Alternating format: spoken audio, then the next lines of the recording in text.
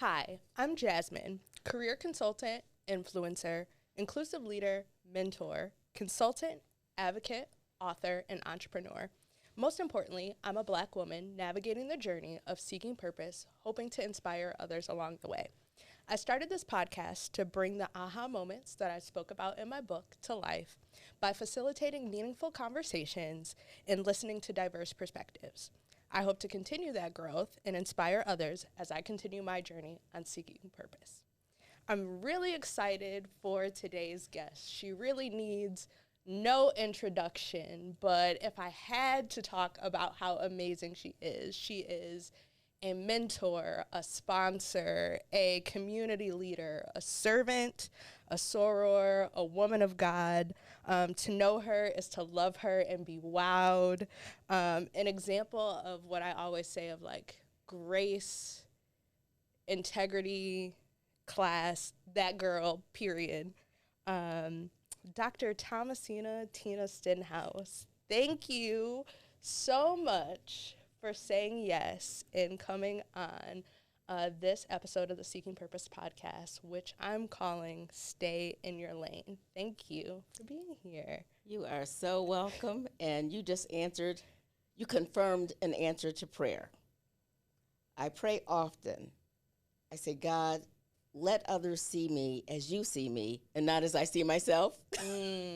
So all those accolades that you just gave me, it was like, wow, who is she? But I'm blessed. That girl. You just blessed me. Okay. So I love that, and I feel like that's a perfect place to start our conversation of, God, I pray that people see me the way that you see me and not the way that I see myself. And today we're talking about stay in your lane. I feel like more now than ever, comparison, timelines, uncertainty, imposter syndrome, doubt, fear, doing it scared, all the things. So many of us are asking that question of how do I stay in my lane when you're confronted with it all? And I felt like you were the perfect person to have this conversation with. So tell me a little bit about what inspired that prayer and how that has become a mantra for you. Okay, you said tell you a little. You know, I can go on. Okay, we have as much time as you're willing to give, so.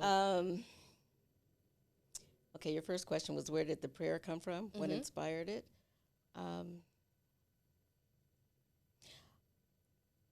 I think what inspired it was being put into situations that I knew I hadn't created, and feeling the uneasiness that creates. However, and I'll try not to go on and on. However, the more I dove into God's word, I was able to see myself as he sees me. I was able to understand that he created me to be uniquely me and to glorify him. That I have a unique assignment. It's not your assignment. It's not anybody else's assignment. It's my assignment. And the more I dove into his word and I understood who I was in Christ and how he viewed me, that helped me kind of shut down the noise. I call it noise. You know, the things that other people say or the doubts and the fears that so often and so readily come our way. I was able to suppress them and quiet them the more I got into his word and found out who I really was in him. So that's where it came from. You had a second question and I forgot what it was. Well, I guess a caveat to that question, because where I'm at in this season of my life and talking about it right now on the podcast, I don't know if it's because of this new age milestone of closing out my 20s and gracefully embracing whatever this next decade is going to be. Reflection is to be expected. And I feel like I've reached that space where I've identified purpose and now walking into it and stepping into that and being confident. And so when I hear you talk about recognizing that there is a unique gift for you and you developing that relationship with God and having that sense of confidence and obedience to go after that, and even the willpower to pause things and be still and all of the noise, right? Was there an aha moment that changed the game for you?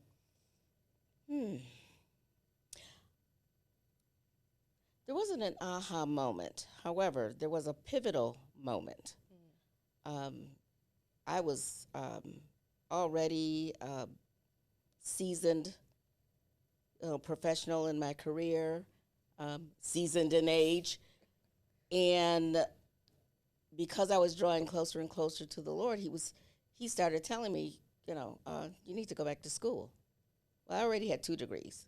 And I had decided 19 years earlier that was it for formal education. I will be a lifelong learner, but it will not be in a formal educational institutional setting. But I'm hearing his voice, because we converse daily. The more you develop that relationship with him, you hear him, he talks to you, he becomes a constant. And I'm hearing him say, go back to school. And I'm like, no, really, no.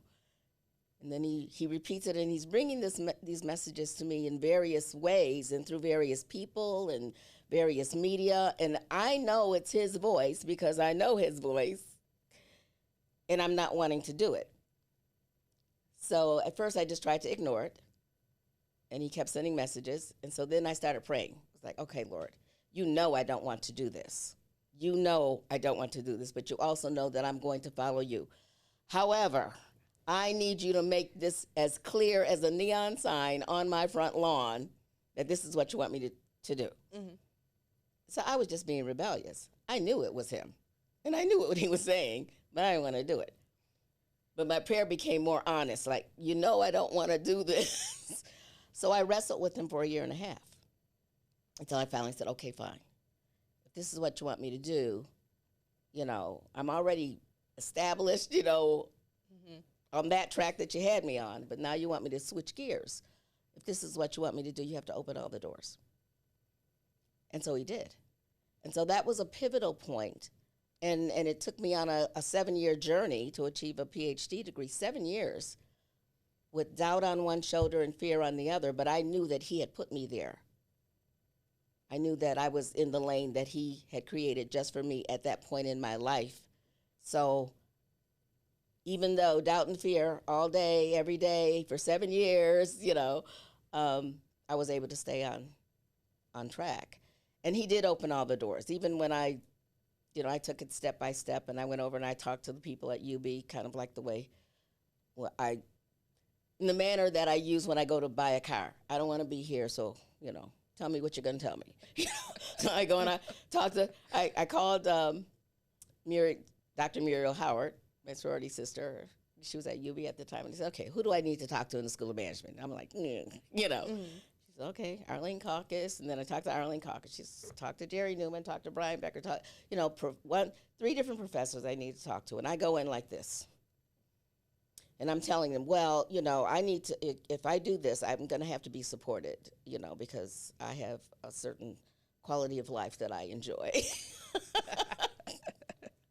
And so I had these conversations. I took the GMAT. I did all the steps, and I'm telling the Lord, you can stop this at any time. You can close this door at any time, because, I really don't want to do this. April 1st, April Fool's Day, and I did all this in the fall of the previous year. April Fool's Day, I get a call. I'm in my office, and Brian Becker says, I have good news. We're awarding you I forgot the name, the blah, blah, blah fellowship, because I told him I need to be supported. Mm-hmm. And so I said, well, that's fine. I said, but I need to be accepted into the program in order to receive the fellowship. He said, we accepted you back in December. I said, is this April Fool's? He said, no. I said, well, why didn't you tell me in December? He said, well, you made it very clear, that if you didn't get support, you weren't coming. So there was no need to tell you then. Wow. So anyway, that was a pivotal point. But the 7-year journey, and I'll try to wrap it up. 7 years, fear on one shoulder, doubt on the other, battling it every day, but knowing that I'm where he wants me to be because he keeps opening doors and making a way. At the end of it, the 7 years, people were asking me, what are you going to do now? Well, the Lord hadn't told me. And so I told them. I was very honest. Well, I'm not sure. I don't know. He hasn't told me. And they would look at me like I had grown horns or something. Mm-hmm. You're getting a PhD and you don't know what you're going to do? You know, look at me. Are you crazy? Are you nuts? No, he hasn't told me. So I was so secure in the fact that I was in the lane that he had put me on, and I was counting on him to lead the way. And so all of that noise, I mean, and I got it from relatives, I got it from friends, I got it from everybody. They thought I was nuts. I'd spent 7 years and I didn't know what I was going to do. Okay, so there's so many gems in that, and I have to figure out where I want to start. I think, one, the vulnerability and the honesty to be able to say, this is not where I want to be, this is not what I asked for, but because you're opening the doors and you're putting me in this space, that I don't have the ability to say no, but also know that you're equipped, right? Then going in somewhat blindly after you ask for these billboard signs. So if I'm supposed to be here, show me. These are my parameters, and he made them happen in his timeline, not yours. Precisely, yes. Then 7 years, like that's a chunk of time to persevere, to continue to have life, and I'm sure there's so many things that happen in there. To finish and not know what you're gonna do with it. And that resonates with me so much because in this season of my life, I know what I heard. Now I know what I saw. And so now it's having the patience to be able to remove your control, but still be obedient, right? So when do you move? When do you be still? And how do those voices change? And they're different. And navigating all of those things that we said before, right? So fear, doubt, but if you have faith, then you know there has to be a belief in order for there to be doubt. Or in the last episode, I shared how I feel like I'm in this season between but and yet, right? Like, so you know where you're going, but all these other things are happening and navigating. And so being patient and allowing all of the things that are happening that are preparing you for what you asked for versus like how it's going to manifest. And I guess scaling back a little bit of how do you get to the point where you're willing to step in the lane? So you see it, but how do you take that step to actually move forward in it? Well, for me, in the story that I just shared with you, it was the Lord, he just sent a barrage of messages to the point where I couldn't deny it anymore. So, but you heard the way we converse. You know I don't want to do this, you know. So maybe it's that conversation. For me, it was that conversation and his response. Just a barrage. I had a coworker who I hadn't worked with in over 15 years send me a note saying, I just read an article about the dearth of black PhDs in the U.S., and I thought of you. And I'm like, what? What? Who are you? I haven't seen you in 15 years, and you thought of me, really? I mean, he was sending me things that were kind of crazy. So he just wore me down. Okay. But he wore me down because I was so defiant. A year and a half we struggled, which is crazy. I would not advise anyone to struggle with the Lord for a year and a half. Come on. You know, it's like, you just accept that you can't win. If you heard his voice, just do it. Just do it, right? So one of my mentors told me, like, you either have two options, right? You either jump or you get pushed. So, I was pushed. You know, at some point you're gonna make the step yourself or put yourself in a position where you don't have, any other choice. And so as I was preparing for the episode, I was thinking about like, okay, what does staying in your lane mean to me? And so for what I came up with was the ability to stay steadfast, follow the vision and directive that you've heard or received, no matter what's happening around you or the things that confront you. So what do you say to the people who are in that wrestling space, right? Like, okay, I have this vision, and I talk to so many people all the time of, I have this vision, I know what I'm supposed to be doing, like, okay, this thing that's gnawing at me, it keeps coming back. Now I'm making the connections. What advice would you give them to just give in and jump instead of be pushed? I would tell them not to do what I did. I would tell them to do what I do now. You draw nigh unto God, he draws nigh unto you. He's the one who has created that lane for you. He knows the lane that he has for you. He's known that since you were in your mother's womb, before then, actually, since before the beginning of time. And his word says that. So I would say, get into the word, know the word, because otherwise you have no way of knowing all of the benefits that accrue to you as a child of God. You have no way of knowing. So you've got to read it, you've got to ingest it, and then you can walk it. You can't say you're walking by faith if you don't even know what you have faith in. So that's all in his word. Mm-hmm. And his word will tell you who you are in him. And the closer you draw to him, the closer he draws to you. And then Psalm 32:8, one of my favorites. I will instruct thee and teach thee in the way thou shalt go. I will guide thee with mine eye. Jeremiah, I know the plans I have for you. So he's got the plan, mm-hmm. which is your lane. He's got it. So you have to ask him. Yes. You have to ask him. You have to know him.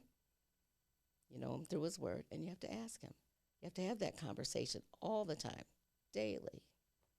So you get the courage, you step in the lane, you get started. What was that first year like? Because I know there were more conversations than like, oh, I'm here, right? Especially if it led to 7 years of this process. It was, to say it was eye-opening is a gross understatement.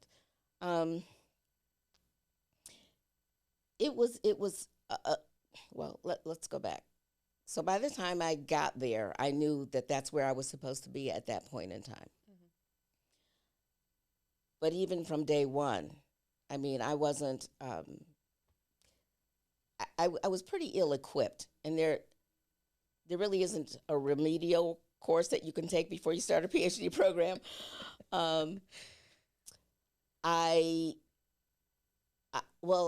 There wasn't a remedial course, but I had to do some remediation. So I hadn't taken calculus, and 2 semesters of calculus was a requirement. So mm-hmm. I had to start the program, which included almost nightly about a stack this high of journal articles, which has a font of like 2.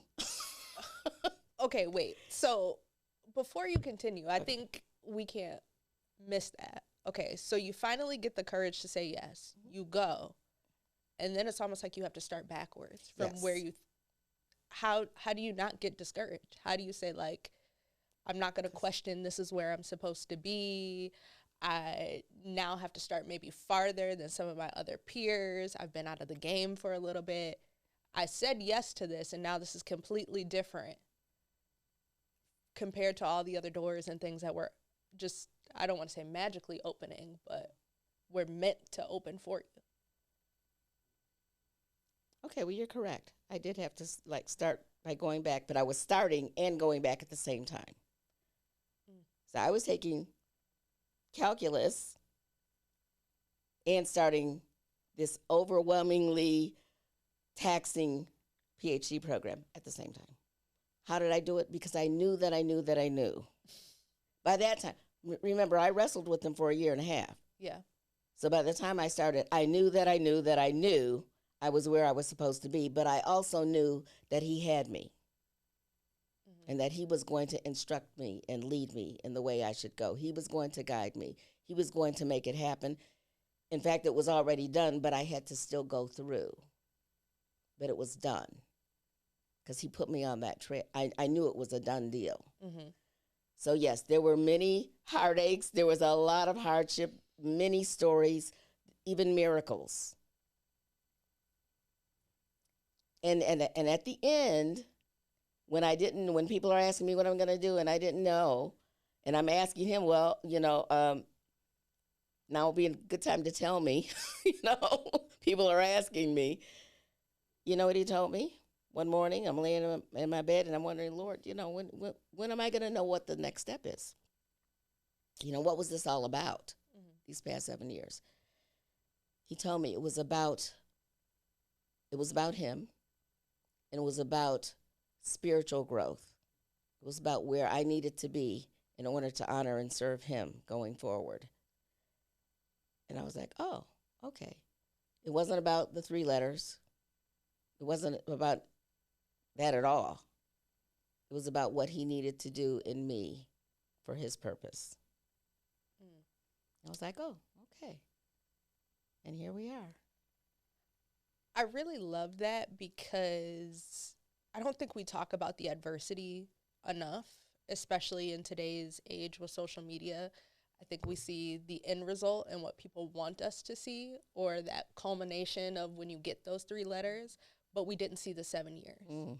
And we didn't see the year and a half prior to that you wrestled, right? And all of those signs that you got. And one of the things that I keep saying to myself is releasing timelines and being okay with just because something doesn't necessarily occur in that timeline or the way that you think that it should doesn't mean it's not working out the way that it's supposed to.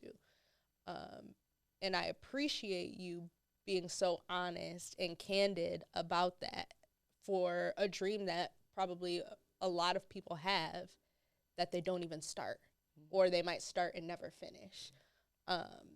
And I just really appreciate being able to have that kind of conversation. 2 years ago, when I really started to take Jasmine's Guide to Life seriously, I came up with this mantra called "Even If, Make It Happen." And I talk a little bit about it in my book, and I didn't realize how much of things that I would not move on because I felt like I had to have the full picture or the full plan, or had to have all the steps, or what if this happens, or if this doesn't happen, then what's going to be the backup plan? And what if I change the way that I thought about that to, okay, what if those things happen? Okay, to even if. So even if I don't have it all figured out, or even if that plan does not work, how do you still make it happen? And so I'm curious to know a little bit about what you do. Oh, go ahead. Before you ask that, can I go back? You said we don't talk about the adversity enough, and we don't, and I'm not going to get into it, but I will tell you, I will share something that was that I'll never forget. I was having a rough day, and I don't even remember why, because every day was rough, but this was rougher than most. And I took a break to get dinner, and I left the campus. I went over to the local Tops Market, and I ran into one of my sorority sisters. And she was like, oh, how are you, Tina? I'm like, having a bad day. And she looked at me, and she said, Tina, if it was easy, everybody would do it. And I'll never forget that. That brought me out of that whatever that funk I was in. It's like, yeah, if it was easy to get a PhD, everyone would have one. That's true. And I'm like, okay, thank you for that. And I got a grip, picked up my lip and picked myself up, got my dinner, and went back to work. That's true. If it's easy, everybody would do it. And back to your earlier comment of, your gift is unique to you. Your lane is your lane, right? And so if that's the case, it wasn't a promise that it was going to be easy. So what do you do in those moments of unease, right? And to stay in that lane when these moments, or you're having a hard day, or you get that kind of little glimpse of, okay, you know you're where you're supposed to be, but it just doesn't feel good. And you're like, it's a no for me. Well, I've given you a glimpse of how the Lord and I converse, right? How I converse with him. That's what I do. I pray. My prayer is a constant conversation. It's all day long, every day. So when I'm not feeling, it's like, oh, here I am. And then I ask his forgiveness, because I think of what Jesus went through for me. Mm-hmm. That wasn't easy. And so whatever I'm going through, what minor perturbations have got me off track, they're minor. And so because I have that constant conversation, I'm able to forgive me, Lord, for, I'm not going to doubt you now. You brought me too far. Why would I doubt you now? Yeah. You have the evidence, right? I am the evidence. Yeah. I am the evidence. And I also want to highlight the fact that you said your prayer is a conversation, and I feel like a lot of people get intimidated by prayer, the concept of it, especially if you're younger and you're navigating that transition, or at least I'll speak for myself, of knowing faith for me and not what you grew up with, right? And developing that relationship and knowing your relationship, it's okay for it to look different. And those conversations are just as much prayer as, the way that you might traditionally see it, or how other people might converse or talk with God. It may look different from you. And you talked about how you've had to develop this discernment to know when he's speaking to you. How did you, one, develop the discernment to recognize his voice, and then the confidence to follow it? Well, not following it, I'll answer that, is scary. That's a scary prospect. Mm-hmm. The discernment comes again. It's his word. He says, if you draw nigh to him, he'll draw nigh to you. He will give you that discernment. When you don't have it, you ask for it. And it's all in his book. He's given us a guidebook. It's all in there. It's all in there. If you ask, he will give it. If you trust, he will lead you. Here's the thing. The ultimate end goal for me is also in there. It's to hear him say, well done, thou good and faithful servant.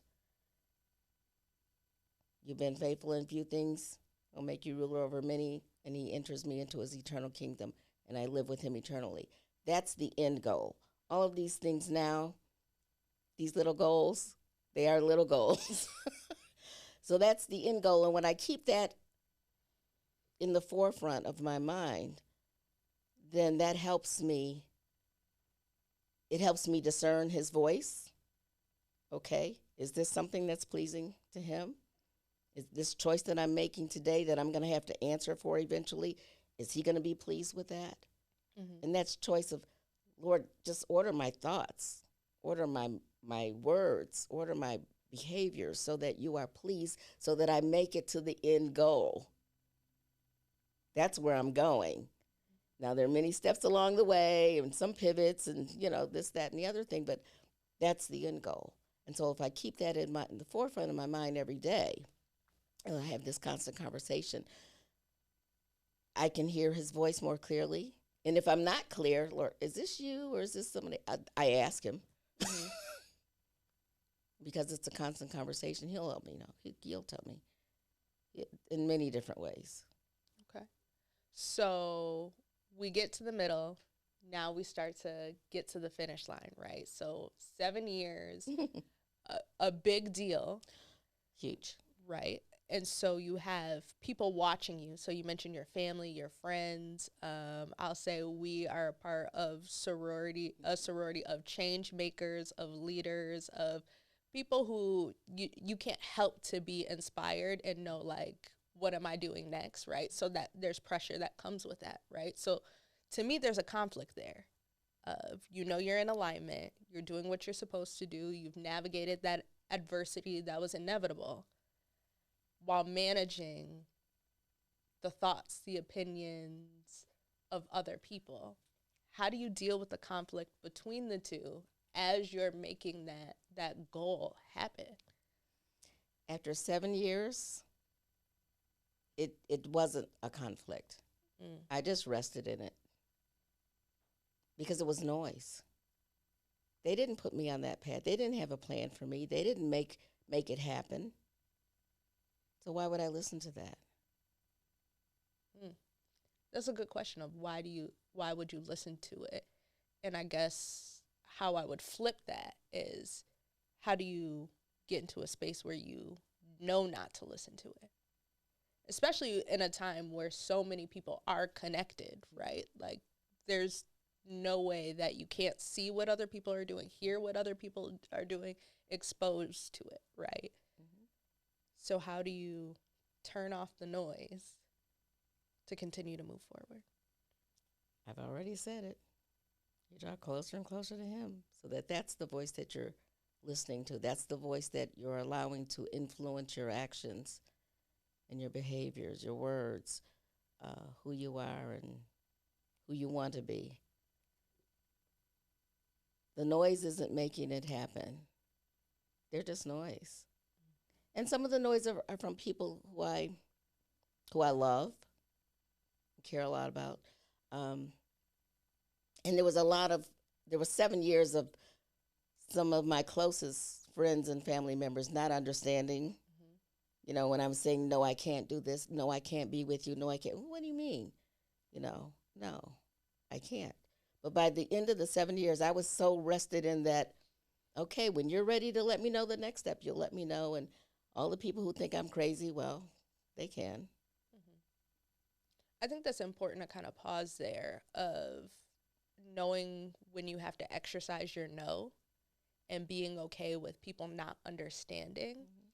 Were any of your relationships impacted by you having to say no because you had a bigger yes to give? Only temporarily. I can't think of any relationship that was adversely impacted.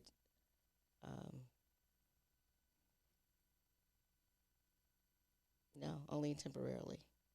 Okay. But there was a lot of noise temporarily. Yeah. For 7 years, a lot. I mean, even it's interesting. So even down to the end, he gave me a plan. I went to a funeral at the church that I grew up in. And I'm sitting there in the funeral, and the Lord is speaking to me. He says, this is where I want you to celebrate the confirmation of the degree. So at the end of my 7 years, he wanted me to have this celebration. I'm sitting at a funeral, and he's talking to me, and this is where it is. And I don't belong to that church then. So you had to go back and celebrate in the place that you left. The place where I first met him is what he told me at the age of 6. But my parents and my entire family belonged to that church, but I had left it. So I had to call the pastor. I had to call different people. And not only did not only did he tell me where it was to be, he gave me the program. And he set it up almost like the Middle Passage. Almost like the passage, the slaves from Africa. That 7 years was sectioned into thirds with songs and scripture. And the people who were supposed to be, he laid it all out. So you talk about a temporary disconnect in a relationship. He gave me the plan, and now I had to go and tell these people, some pastors, some notable singers in the area who didn't even know the songs. Okay, here's the deal. The Lord has given me this program to celebrate, me getting my PhD. You're on the program, and you're supposed to do X, Y, and Z. I have a whole evening program of people I had to go to with that message. One person had 3 different calendars that she had to check, and she had to check with her pastor. 3 different calendars. Okay. My cousin, who was a pastor, was out of town. He says, okay, I get in at X amount of time. I'm supposed to do the benediction. I'll be there. I have people, I don't know this song, but if you send it to me, yes, I'm on it. Nobody questioned when I said the Lord gave me this program, and I just knew. See, the noise, and sometimes the noise comes from yourself. It's not externally, it's internal. my internal noise was saying, these people are going to think you are out of your mind. The Lord told you. Yeah, right. Not one person looked at me in any way other than, wow, yes, I'm on it. I'm there. A whole program of people. The church was packed out. The sanctuary, there wasn't a seat. The foyer, the vestibule was full of people. It was the hottest night in May of 1998. The hottest night. People were there sweating. That program went off exactly the way he gave it to me. But there were people that wanted to help me with the program. And I said, well, it's not my program. And then I heard the noise. That Tina, she always got to have things her way. She's always got to be in control. Da, da, da. I heard it. They didn't say it to me, but there was the scuttlebutt. But it's like, okay, you obviously you don't understand. Maybe you don't have the relationship that I have with him, and he doesn't talk to you the way he talks to me. But here it is, and it went off flawlessly, and it was such a blessing to everybody. It was amazing. It was amazing. But yeah, I had to go and say that to people because that's what he told me. But after 7 years, okay, I'm good. So fast forwarding from that pivotal experience in your life, how did that set you up for where you are now? Well, I had this is how amazing it is. So what I studied for my dissertation was basically, it's called pre-professional socialization. We call it an internship or a co-op program. It's where you go and you put yourself in front of an employer and you put on the role like you put on your clothes. You walk it, you talk it, you be it. And they see you, and that will increase your employability. While I was getting my data to write my dissertation, I took a job as an internal consultant for Moog Incorporated. I told them, I said, well, my surveys are out. I'm doing quantitative research. My surveys are out, and I'm pretty sure that they're going to be in pretty soon, so I can only commit to 30 days working for you because I think I'm going to have to devote full time and attention once the data comes in. I'm going to have to do that. So I can only commit to 30 days. So, but yes, I can recruit engineers for you, something I hadn't done in 19 years. I can recruit engineers and had never done for space engineers. Yeah, I can do that part-time for 30 days, but I can't commit beyond that. And they hired me. And so I started consulting.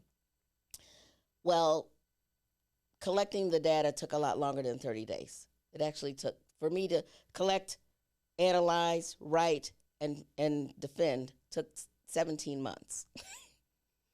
After 2 weeks, they asked me to stay. And I said, well, I can't commit, but what I won't do is come in here one day and say I'm out.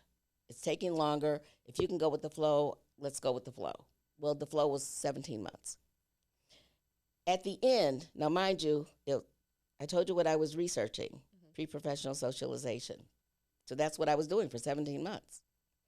At the end, I'm thinking I'm going to go and I'm either going to work in a college or university, I'm going to do research or be a consultant somewhere. I had an interview for a consulting firm in San Diego.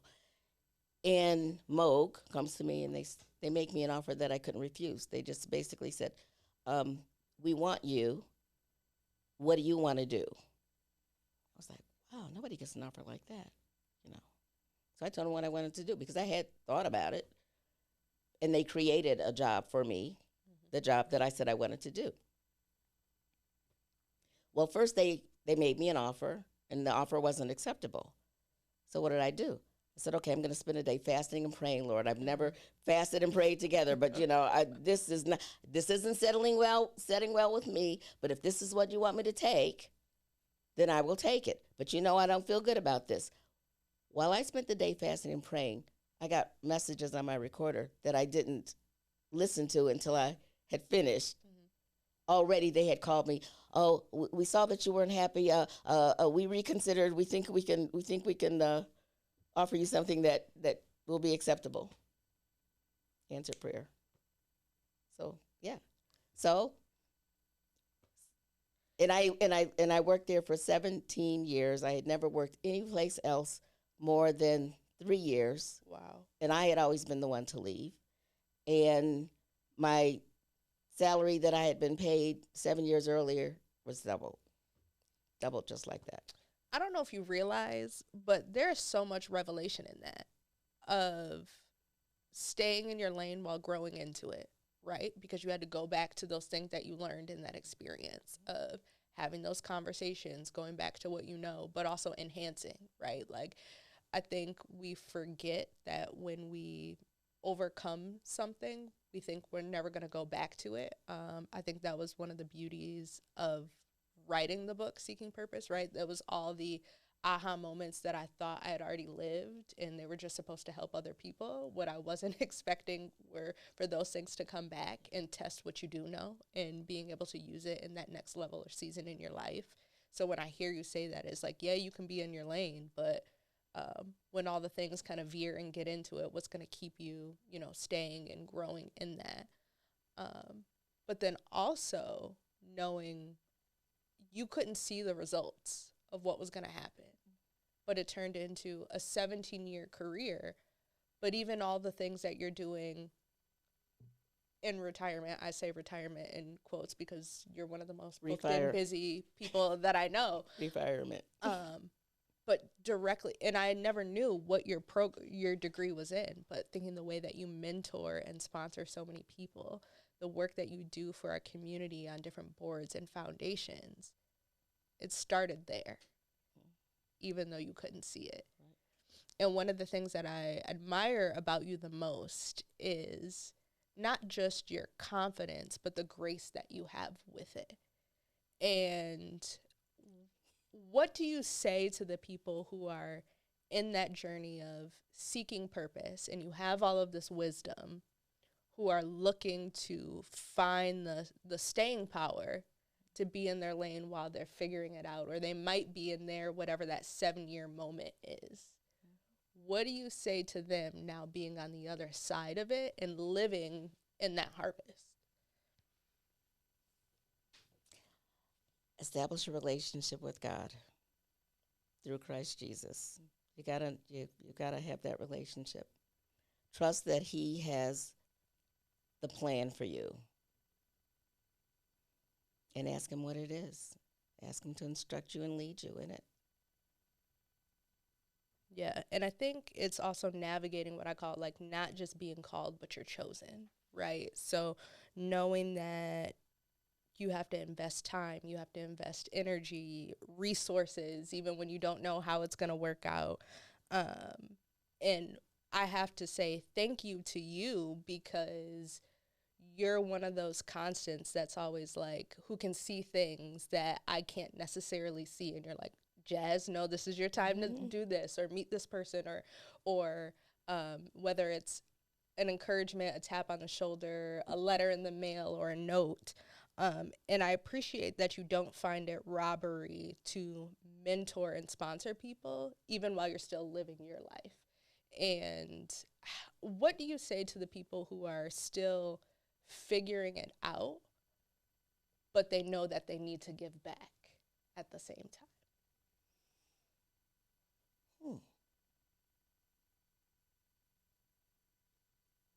Well, it's in giving that we receive, and maybe everybody, it's not just cliche, it's truth. It's in giving that you receive. I feel sorry for people who accumulate a lot of anything, you know, and become hoarders. They're not happy people. That true joy and happiness and peace comes from giving what's been given to you. It's I don't know, and of course that's in the word too. But it's I would say give what you've been given. To whom much is given, much is required. Embrace that, and in that is joy. It's just There really isn't any joy in holding on to what you've accumulated. There just isn't. Which I feel like this is a perfect way to start to kind of wrap up our conversation. But every year, I always take into account, okay, what did I learn? What did I ask for versus what did I get? You know, I'm not a big resolution person, but I do, you know, a vision board and set out some goals, and I fast at the start of the year. And so based on whatever kind of those themes of like, okay, what am I leaving in that year? What am I bringing with me? And then when I set my intentions for the year, I always come up with a word, right? So last year, my word was wholeness, right? So showing up 100% authentic, genuine in every space, and truly like living out who Jasmine is, right? And this year, my word is peace, right? Think peace in all the things. As I'm transitioning, because so many people tell you like 30, you know, it's a big transition. People are either afraid of it if they're not there yet, or if they've already passed that, they're like, oh, that's when your life really starts, right? So I've been intentionally paying attention to, you know, what I learned, what's this transition like, gaining wisdom from people who I love and respect and I'm able to encounter. So I came up with the word peace. And so anytime I do the podcast and I'm sitting with someone, I always ask them, what would their word for the year be? For the current year. For the current year. Joy. That was quick. Yeah. Yeah, joy. Joy in living, joy in giving, joy in being. Just recognizing how, for me, just the recognition of how special I am to the Lord gives me joy.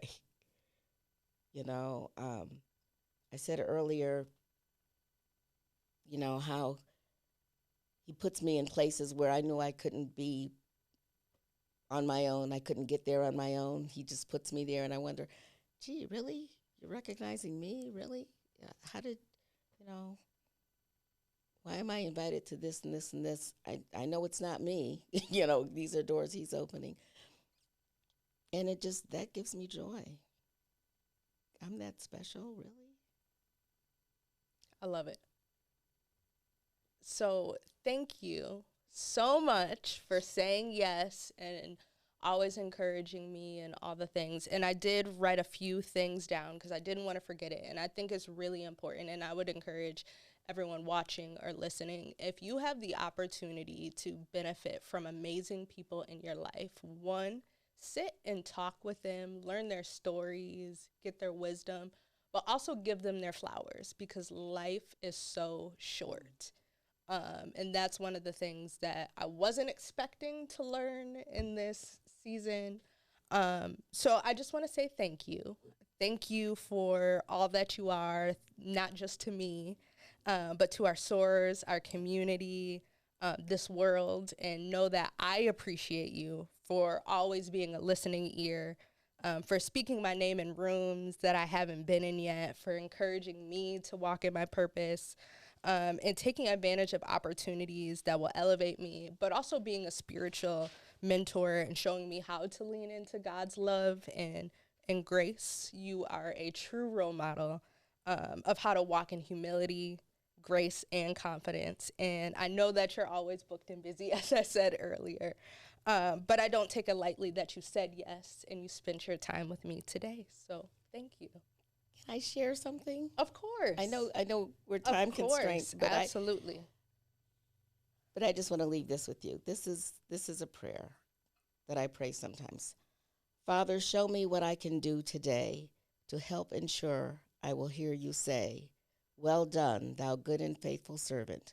Enter thou into the joy of the Lord. Amen. Amen. Thank you. Thank you.